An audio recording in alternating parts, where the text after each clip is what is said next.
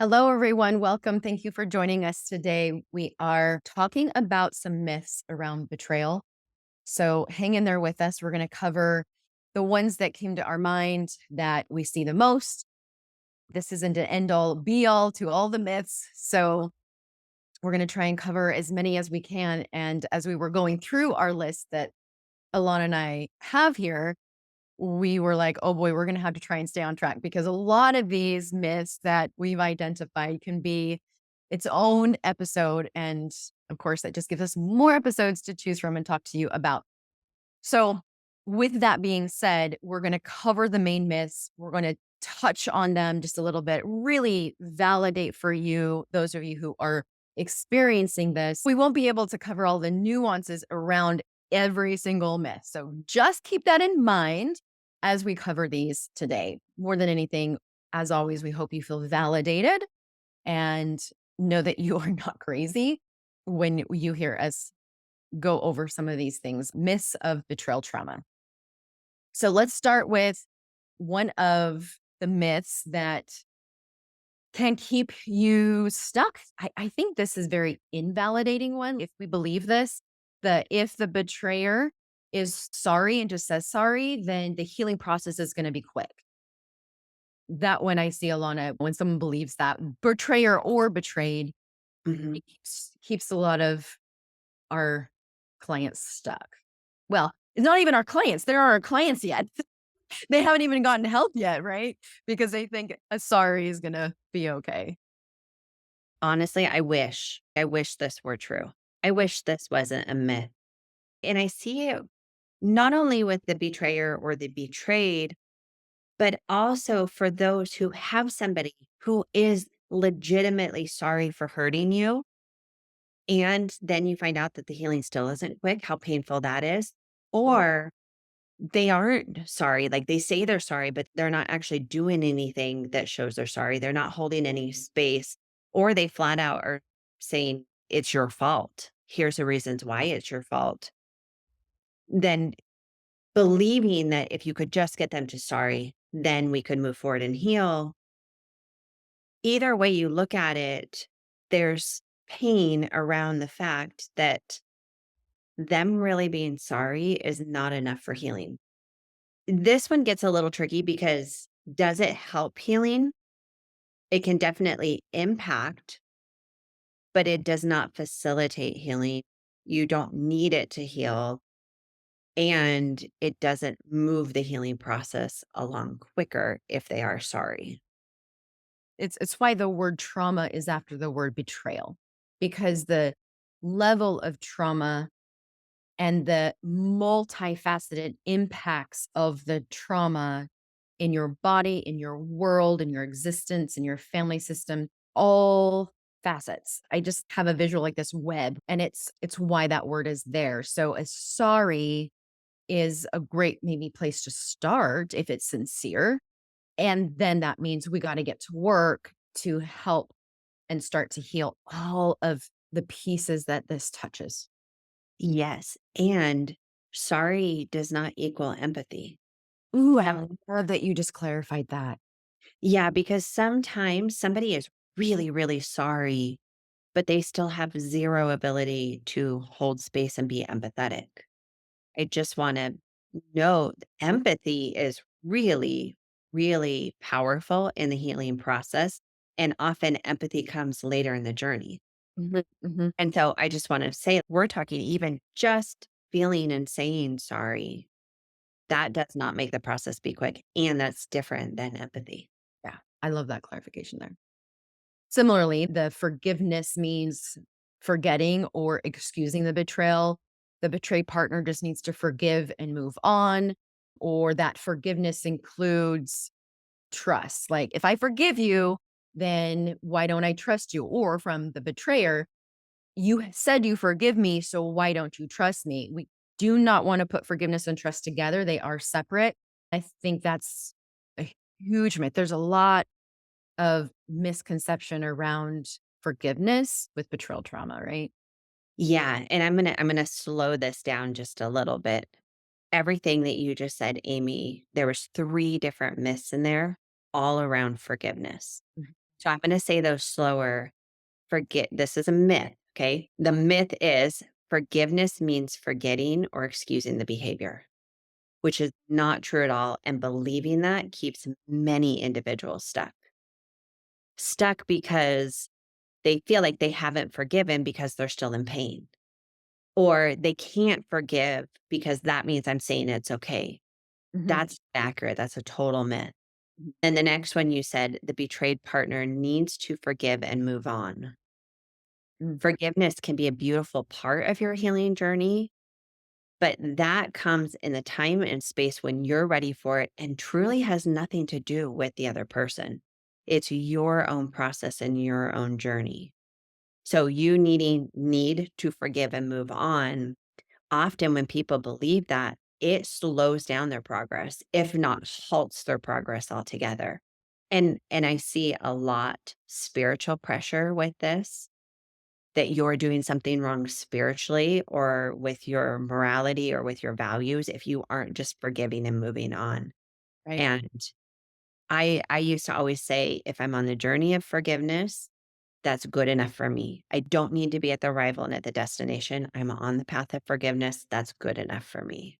Yeah, and I don't believe there's a one and done. I used to think that forgiveness was a one thing, and that actually kept me stuck for a really long time. I think I read everything I could possibly get my hands on, especially religiously, around forgiveness. And the examples that they always gave was like this one Mhm. experience, and they would talk about how amazing this forgiveness experience was around this one event. And I would feel so confused because I'm like, but it's happening over and over and over and over and over, what do I do? What's wrong with me? And me personally came to the conclusion that forgiveness is not a one undone.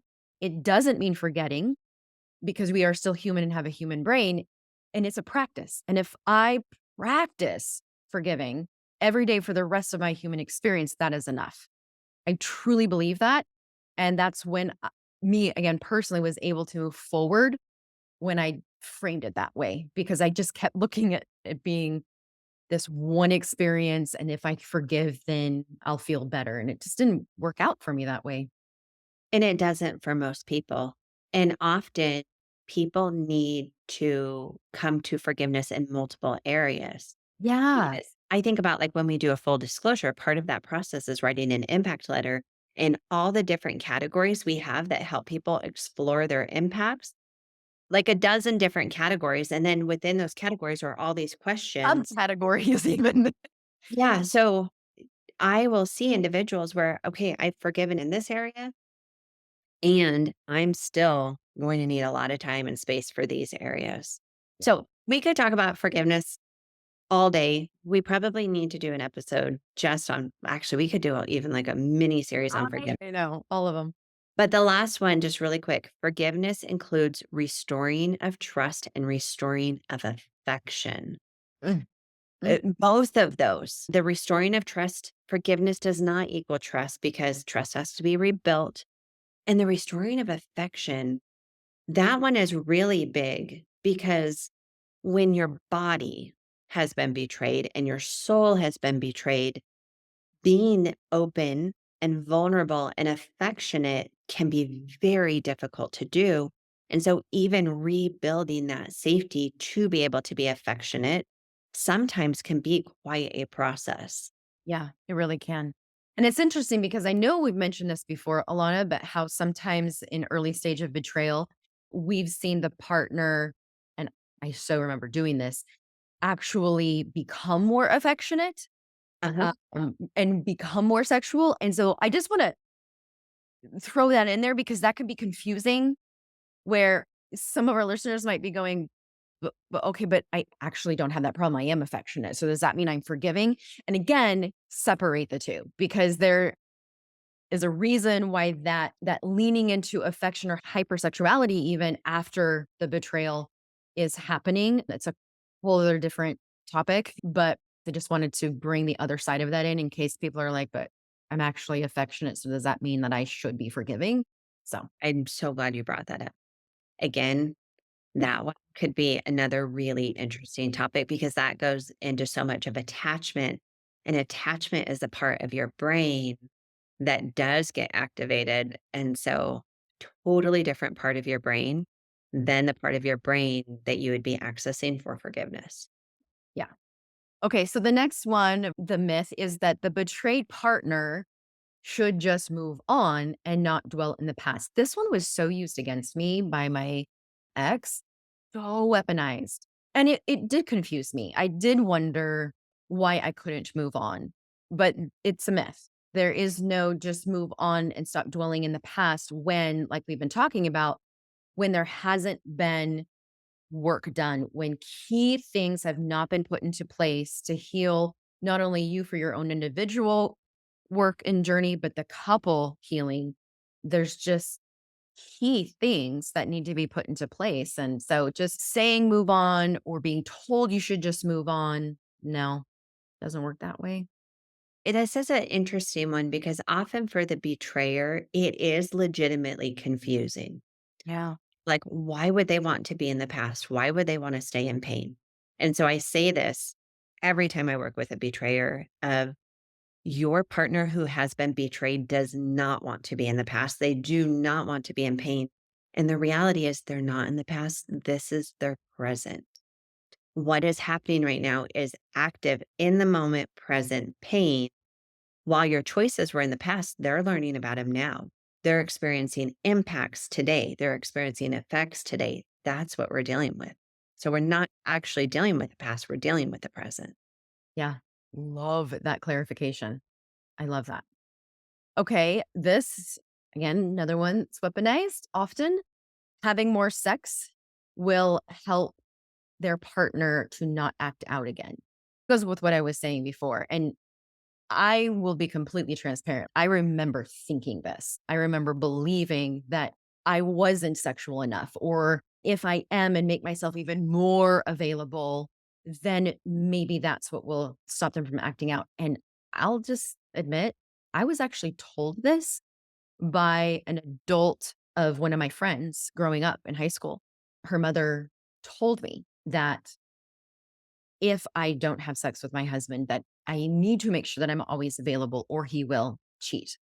That was a very real belief and cultural belief. And so this one was hard for me to unravel, unpack, rewire, whatever you want to call it, Mhm. because when we were sexually intimate, because that was the only way that I was getting connection, because there wasn't all the other levels of intimacy happening in a healthy way, it was confusing to me. I was like, okay, but we are connecting then. So that was very confusing for me with this piece, this myth of if I just have more sex, then he won't act out, which is also added to the betrayal, right? Because I was like, well, wait, Yes. was and I was available and my gosh, and you still acted out. So confusing and hard, but a myth. And most partners feel this at some level. Not all, but most do. And so, really unpacking and unraveling for you what messages you got, what actually is true, what is not, but making that just clear as day. I remember my therapist saying, Alana, you could have had sex with him 5 times a day and he would have still had his addiction because he was accessing a different part of his brain and a different part of him that had nothing to do with whether he and I were being intimate or not. Right. Right. And how many clients do we have where they have told us that it's multiple times a day that they are required or expected or asked for multiple times, and it's still not enough, which again validates the word trauma after this word betrayal because it's just so hard for the betrayed partner. It's so hard to wrap your head around, like, wait a second, but I did it every time that he wanted it or asked. Why was that not enough? So, really hard to wrap your head around and heal that part, but it's a myth. And I'm going to jump down in our list, Amy, but it makes me think about the 3 C's of you can't control it, you can't cure it, and you can't, what was the other three? You didn't cause it. And you didn't cause it. Yeah. So the other myth that this is connected to is you can't fix your partner. You Right. can't help fix them. And sometimes when we have been believing that if we have more sex, that will help protect us or protect the relationship, sometimes that can be really upsetting to discover that that is truly a myth because you feel like you lose a sense of control or a Yeah. sense of power in the situation. And so really looking at, I can't fix them. I didn't cause it. I can't cure it and I can't control it. Yeah, Sometimes initially can feel disempowering, but then when we really start to embrace that and accept that, it actually is way more empowering. it is.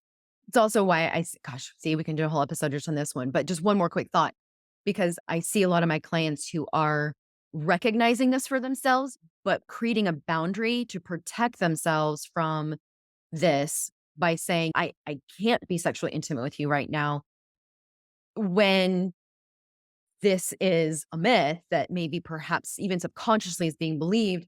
This is why it's so difficult for a lot of you to maybe say no to sex or take it off the table. When we're working with couples, we'll say, we got to drain the pond, we got to take it off the table for a while. And I hear a lot of my partners like gasp, whether it's you get consequences for that because they are now grumpy or more volatile, or but then they're going to act out again. So just want to validate that. It's really hard. And really quick, I want to explain you use the term drain the pond. And some people are probably like, what the heck does she mean? Oh, yeah. So Sorry. I'm going to explain that one because actually, this is one of my favorite analogies when I'm working with people who are struggling with any type of sexual compulsivity or hypersexuality or addiction.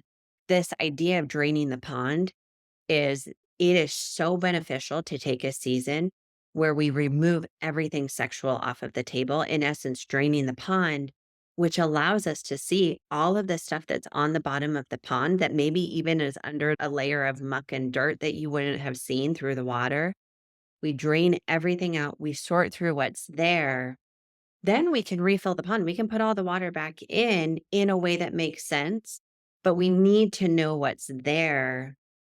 And so, yeah, that's scary sometimes for the betrayed, and it's scary for the betrayer. Mhm. Mhm. So, that's what Thank draining means, and No, it's thank you. no. I just assume you all know. Okay, no, that's good. Okay, so this one piggybacks a lot. The myth that he must not love me if he did this. This one's hard. We touched on this, Alana. I can't remember what episode it was. Oh, compartmentalizing. Mm, That's the episode we talked about this. Will you just recap? yeah, okay.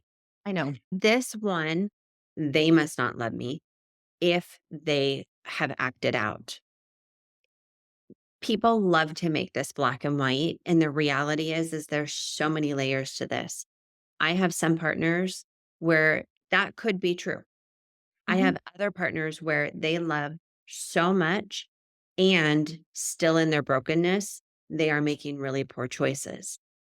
And so it's not black and white. And for my betrayed partners, sometimes I will have partners get so stuck on how could you do this? And I need to know the why. And I need to make sense because I thought you loved me. And I just want to have so much empathy around this piece because when you've given your heart and soul into the relationship, you've done promises and commitments and vows and spiritually given yourself to somebody, all of these layers, and you've all done that through the lens of love. For Mhm. somebody to do something that is so unloving and so the opposite of love is so confusing. And so people who love you can still hurt you. And that does not give a reason to stay or to go. I love you just added that. Separating all of I have some couples who have chosen to stay when they don't love each other and they have to rebuild that love. I've Mhm. had some couples divorce who still love each other when they divorce because patterns cannot be broken. Yeah. And so it's not black and white. It is way more complicated and way more nuanced, which means you as an individual, your story is going to be so different than anybody else's. Your journey with this will be so different than anyone else's. So anytime someone gives a blanket statement of obviously they don't love you, that's not accurate. Mm-mm. No, that was beautiful. Beautifully put. Okay, the next one is it's the betrayed partner's role to help and support their spouse or partner that did the betraying. Nope. This one doesn't say, this one is just plain. This one is black and white. Nope. No, here's the thing though. A lot of spouses want to be the support person Mhm, because again, it gives you that false sense of control. It makes you feel like more you're on the inside. You can feel closer to them. mhm, Yet you can still have all of the benefits without carrying that weight and responsibility and accountability. And truly, they do better when they have somebody accountable outside of you. mhm, They go do the work with somebody else, work through all the dirt and the mud, are able to figure things out and then come to you with clarity. So still let you in, but not the role of a support person. Your role is husband or wife mhm. or significant other. That's your role, Yeah. not Yeah. to carry the weight of the support person. No, and in early work, recovery work for both of you, there, as you've heard us talk many times, there does need to be a level of separation in terms of your work. And I've seen where if we have our betraying partners listening, I want to acknowledge that this is part of your recovery work to not run to your partner to fix it or make it better when you need help. We see a lot of that where the addict will start to have emotions when that pond is being drained or when they're digging into really like why they are turning to this addiction in the first place, and they're getting vulnerable. They're starting to see things that are really uncomfortable. It's natural to want your partner to comfort you in that space, but part of your recovery is to be able to sit with that uncomfortable and look at that and not have your partner just fix it and make that go away. So I say that because I know that it has helped a lot of my clients when they understand that you running to their rescue and enabling and fixing and trying to control their journey is actually prohibiting their recovery work. Yes, it makes me think about usually when people hear this concept for the first time, they will pendulum swing. So they will go from being super we run to each other for everything. I'm going to take care of them. I'm going to be there for them. That helps me feel close to them. And then they go, oh, wait, they need to feel their feelings on their own first. There needs to be differentiation. They need to be able to know what's happening in their own body and understand their feelings. Okay. And then they pendulum Swing swing all the way to the other side. all the way to the other side where they're like, peace out. You're on your own. You're having big feelings. Well, you better do something about that. And I just want to be clear that's not what we're saying. We're not saying pendulum swing over where you can never, like, I will have women say this to me or men. No, I can't share that with them because I'm not going to be their support person, or they don't get to share that with me. And they will go swing really far where it becomes extreme. I can't say this or I can't do this. That's not what we're saying. It's so individualized of what healthy looks like for you. So, this is why I'm working with a professional to help navigate that because depending on the level of emotional abuse that's happening, the level of addiction that's happening, the level of enmeshment that may have been happening, or even the level of disconnection and avoidance that's been happening, what that looks like, healthy looks like, is going to look different for each one of those people. So, Absolutely. Because as soon as you say that, like my abuse clients come to my mind, right? And in that case, oh, we're swinging. We do need to get some space and we do need to get some massive emotional distance when there is abuse happening there. So please, it's a myth. And like you said, Alana, I'm just going to reiterate it. Like you got to work with someone to help you assess what you as a betrayed partner need specifically at this time in your journey. Because yeah, my brain's going all kinds of places. yeah, because abuse clients, if there's active abuse happening, we're not doing check ins, Oh, doing the holding space for emotions. We're creating that safety and stability. yeah. If I have someone who is super emotionally avoidant anyway, and then they just go, oh, I got permission to be even more emotionally avoidant. Uh-huh. Well, I'm going to give them a totally different plan for how to navigate moving forward. Yeah. And yeah, it really is individualized. And that's why I think sometimes podcasts are dangerous in that we are talking to hundreds, thousands of you as you're listening to this, and what each of you need is so incredibly different. And we have to give this general advice. I will tell you, my brain runs through past clients, people I've had in groups. Which all the is why com our podcast could be so long because, yes, it does. I could just see Alana's brain will just go and go and go and go. And you've trained my brain to go and go and go. But yeah, I Mhm. think really let's move on. But with this one, what I think we can walk away with and agree on, Alana, here is with this myth, if it's not your role as the betrayed partner to help and support their spouse, the word control is just coming to my mind. If you feel like you need to control their journey or you feel out of control when you don't know what's going on, just I want to validate that. And that's where you do need to turn it towards you and what you can control in this situation. Because the more externally you're looking, you're going to get stuck It's so funny because 'cause you're saying that, and your and brain just went a million different places. I know. my brain goes to me and how Oh, I didn't control, I was a good helper, Amy. I know how to help. the And The so I did not frame it for me as control for a lot of years until finally, I don't even remember what, but it hit me smack in the face of like, oh, S word, I am actually controlling. I'm actually controlling. And I really saw it as being helpful. Mhm. And so I just, I'm going to have empathy for all you helpers out there, helper, hence maybe the profession I chose. And that helping sometimes really with every best intention in mind isn't actually helping. Yeah. Okay, the next one is ooh, this is a good one. Okay, we might have to end here, Alana, because and do part 2, because I think we're gonna spend a little time on this one. This is important, but the myth is that once someone confesses, most of the information, or I would say, I got all the information.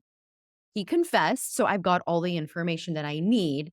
He is telling me the truth. He's told me he's telling me the truth. That's right there is what I hear. He's told me that I know everything that I need to know. And again, first, just want to hold space for those that are right now listening to this and believe this. I don't want you to walk away or feel like we are rushing you if you are in this space where you're like, well, yeah, I haven't had a full disclosure, but he's told me I don't need any more. Or I do believe that he's told me everything. Again, we cannot make a blanket statement, say every single couple or partner falls into this situation. Okay. Cause I have seen it, but most of the time, and this is why I think it's under a myth, is that you don't have all the information. And Alana, can we talk about why? Because I think that's important too. I'm actually working with a client right now where this is actually like real time happening. But there's a reason why the betrayer might even believe that he's giving all the information. I love that you put it that way because part of the way that humans protect themselves is we have something called self denial. And that denial protects us from realities that feel too painful. And especially when we have infidelity, especially if there's sexual addiction, there are usually layers and layers and layers of self denial that we have pushed out of our brain and avoided and not wanted to think about or completely ignored. And so it's so interesting. Full disclosures. And Amy, you probably have experienced this too, but how many times at the beginning of the process of a full disclosure, they both say, hey, it's all out there, or we think it's all out there. And then as we start really diving in and going through the questions and going through history and looking at components, things come up of like, oh, yeah, okay. Yeah, that actually is probably a thing. Yeah. Oh, I didn't think about that. Okay, put that in there.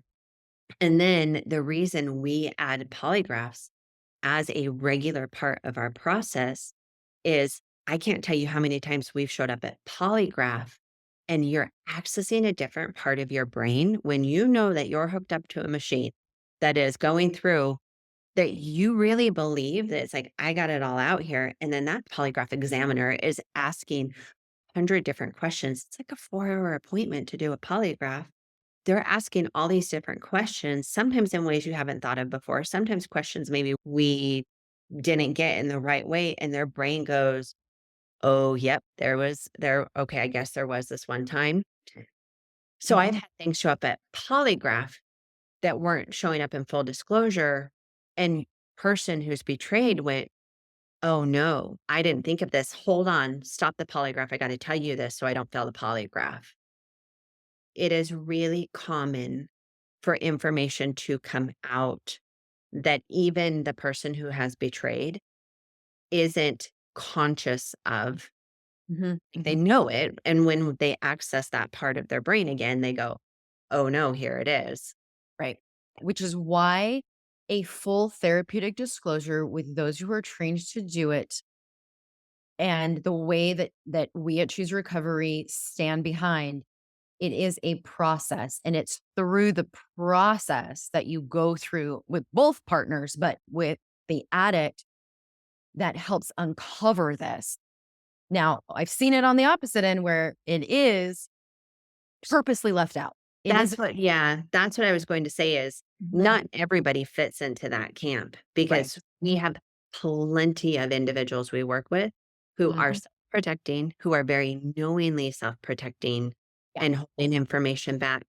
And they can do it through the lens of protecting themselves.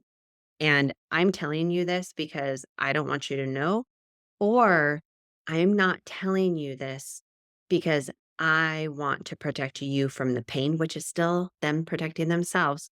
But in Yep. their mind, they are framing it of I'm not sharing this with my partner because I don't want to hurt them more. Both are a form of self-protection, Yes. but both are a conscious self-protection. Yes. Yes. So So all of it goes into this too. Mhm. Absolutely. Absolutely.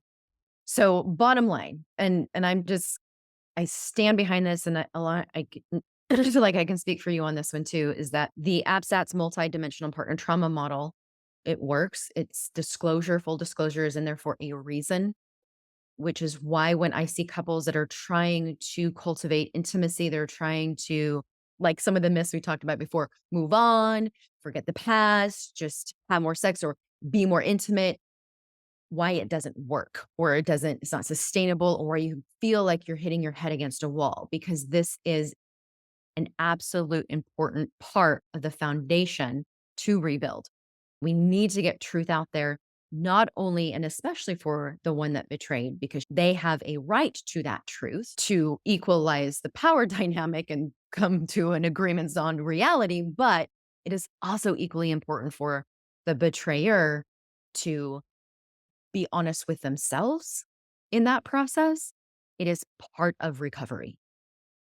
It is absolutely part of recovery. So that word process is just, I think, standing out to me so much right now that a full therapeutic disclosure is part of the healing process individually and as a couple. Yeah. And I will say, if you don't have a partner who is willing to do it, you can still do your half of the work. Mhm. Meaning, if you're the person who's betrayed, you still go through and write everything out as if you were going to give it to him. Still work with your professional to write your timeline, to write a restitution letter, to come up with a safety plan, all of the things that you would go get a polygraph for yourself.